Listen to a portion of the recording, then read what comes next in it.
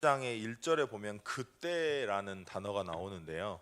히스기야가 29년간 열왕기하 19장 2절에 보면 18장 2절에 보면요. 히스기야가 29년간 유다를 통치했다고 나옵니다. 근데 병이 회복된 후에 15년을 통치했기 때문에 6절에 보면요. 그 말씀에 의거하면 지금 이 시기는 그 히스기야가 재위한 14년입니다. 그러면 재위한 14년의 기간이라는 것은 아수르의 사네림이 유다 원정을 하기 위해 1차로 지금 온 거예요. 18만 5천을 가지고 딱 그 시기와 동일한 시기입니다. 자, 그러니까 무슨 말이냐면 저번 주에 18만 5천의 군대가 에워싸서 히스기야가 기도했고 그 다음에 병이 임한 게 아니고요. 이미 신앙 그 개혁을 하고 있는 중에 우상을 철폐하고 아수르에게 조공을 바치지 않고 그런 중에 병이 들어버린 거예요. 그러니까 병이 들어버리니까 이게 이 죽을 준비를 하라고 이사야 선지자가 이제 말을 합니다. 근데 그때 그 히스기야가 이제 통곡을 하잖아요. 근데 이게 왜 그러냐면 이미 지금 신앙 계약을 하고 있는 중에 그 마무리가 안 됐던 겁니다. 14년 동안 그 종교 개혁을 했다면 14년 정도 되면 이제 막 열매가 일어날 상황이거든요. 근데 그것 마무리하지도 않고 실제 마무리하지도 않은 상황에서 하나님이 자기 목숨을 데려간다고 하니까 이제 자기 목숨에 대해서 힘들기도 하고 또 신앙 개혁도 아직 마무리가 지어지지 않은 상태였기 때문에 하나님 앞에 기도했던 것 같아요. 그 전에 그 히스기야 같은 경우에는요, 문제만 생기면 하나님을 전적으로 신뢰하지 않습니다. 근데 여기에 보시면 열왕기하 20장 3절에 보면 내가 진실로 전심으로 주 앞에 행한다고 나오지 않습니까? 이게 내 의를 드러내는 게 아니고요. 원어를 제가 찾아보니까 에메트라고 하는 단어인데 하나님을 전적으로 신뢰하다, 의지하다 그런 의미예요. 하나님의 속성인 신뢰를 내가 의지하다 그런 소리거든요. 그러니까 그 전에는 히스기야가 자기의 생각과 자기의 노력과 자신의 일대로 일을 처리했던 사람이 처음으로 하나님 앞에 진심으로 나아간 겁니다. 하나님은 종종 이렇게 기도하게 하시죠. 뭔가 간절하게 하나님 앞에 기도하게 하시고 간절하게 하나님 앞에 서게 하십니다. 문제와 어려움을 통해서요. 도저히 이해가 안 되지 않습니까? 하나님이 왜 도대체 그 전에 응답 주시면 되지 왜 간절하게 구하냐? 히스기야의 교만을 하나님이 아세요.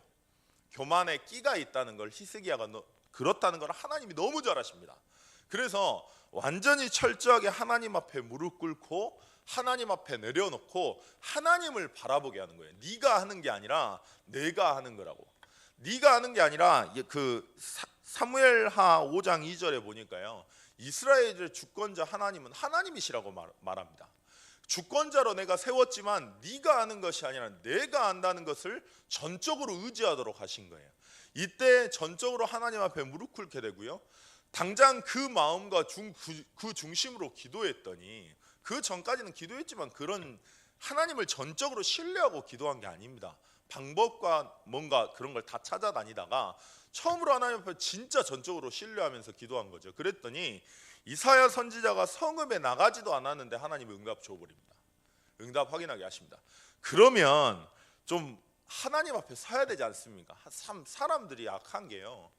자기가 문제가 생기고 어려움이 생길 때 하나님을 찾아요. 얼마나 진실하게 기도했냐면 막 울었다니까요. 옆에 신하들이 보는데 그 정도로 진실하게 기도했는데도 그 기도를 하나님이 들었다고 했는데도 그러면 좀 하나님 바라봐야 되지 않습니까? 전적으로 하나님 신뢰했으니까 내가 하나님 놓치고 있었구나. 내가 신앙 개혁을 한다고 했지만 복음을 누린 게 아니라 지금 내 의를 나타내기 위해서 그랬구나. 정말 하나님이 하시는 거구나 인정해야 되지 않습니까? 근데 이 사람이요 또 속아버려요. 뭐 어떻게 속냐면 그 이사야 39장 1절에 보니까 그 바벨론에 대해서 이야기가 나옵니다. 이사야 선지자가 한 이야기인데요. 발라단의 아들 바벨론 왕 무로닥 발라닷에게 이름도 참 복잡해요. 그 사람이 그 히스기야가 아프다는 소리를 듣고 사절단을 보냅니다. 근데 그 사절단이요 그냥 병문안을 하는 게 아니에요. 그건 표면상의 일이고 실제 그 당시에는 아수르가 강대국이었기 때문에 바벨론이 아수르의 통치 아래에 있었습니다. 그러니까 바벨론 왕이 아수르에서 벗어나게 하기 위해서 들은 거예요. 뭘 들었냐면 히스기야가 병에 걸렸다. 근데 해결됐다. 그리고 18만 5천의 군대를 히스기야가 이겼다. 이게 소문이 난 거예요. 그러니까 병문안한다는 표면상의 의미로 반 아수르 군대 연맹을 맺으려고 사실 바벨론 사절단을 보낸 겁니다. 근데 히스기야가 여기에서 여호와를 찬양했어야 돼요.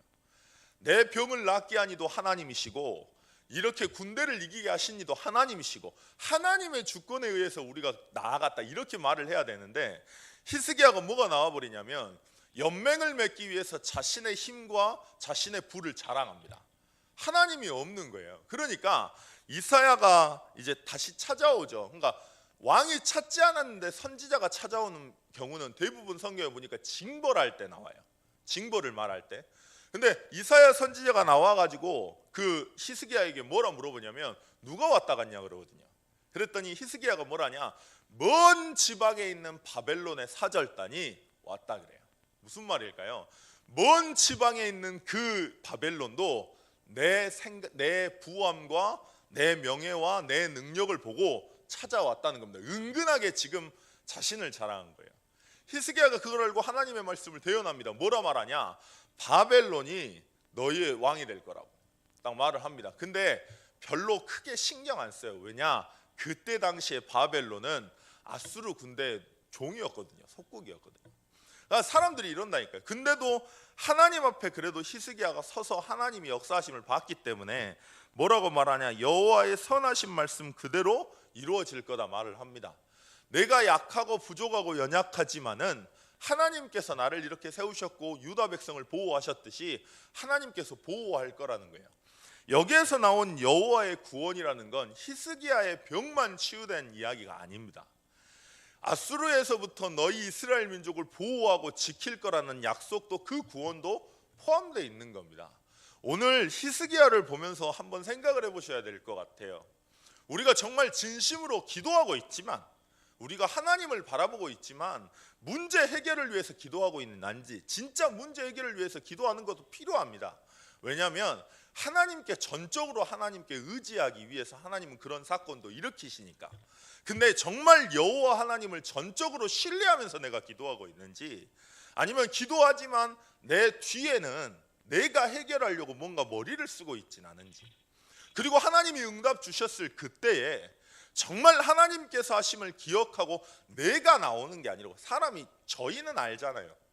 그러니까 저희가 아무리 겸손한 척해도 저희가 말할 때 왜 그런 말이 나오는지 우리 자신은 압니다. 왜 그런 이야기를 하는지.